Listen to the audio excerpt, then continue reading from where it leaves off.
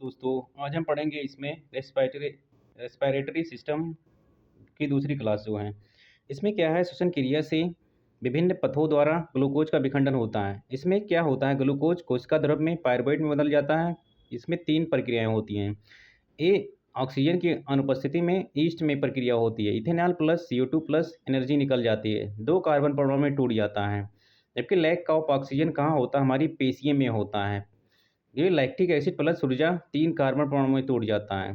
जबकि ऑक्सीजन की उपस्थिति में क्या होता है, ये CO2 प्लस जल प्लस ऊर्जा में टूट जाता है। ये माइटोकॉन्ड्रिया में प्रक्रिया होती है। अब इसमें पढ़ेंगे हम श्वसन में। अब कई प्रक्रिया होती है, कैटाबॉलिक प्रोसेस होता है, शरीर के भार में कमी होती है। श्वसनीय पदार्थ क्या होते हैं, कार्बोहाइड्रेट वसा प्रोटीन। श्वसन का क्रम क्या होता है, पहले कार्बोहाइड्रेट फिर वसा फिर प्रोटीन। नियंत्रण कहाँ से होता है, मस्तिष्क के मेडुला ऑब्लांगेटा द्वारा। क्रेब चक्र क्या होता है, इसमें सर्वप्रथम हैंस क्रेब द्वारा खोजा गया था। अन्य नाम साइट्रिक अम्ल चक्र या ट्राई कार्बोक्सिलिक अम्ल चक्र होता है। अवस्थिति कहाँ होती है, माइटोकॉन्ड्रिया में होती है। कार्य क्या है, ATP का उत्पादन करना, ऊर्जा उत्पादन करना।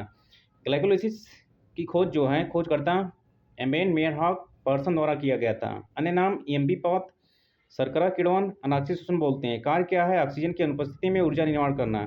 श्वसन की प्रक्रिया के भाग क्या है, वायु श्वसन, इसको निःश्वसन है, मुख्य श्वसन। फेफड़ों में गैसीय विनिमय क्या होता है, दाब में अंतर के कारण O2 व CO2 का विनिमय होता है।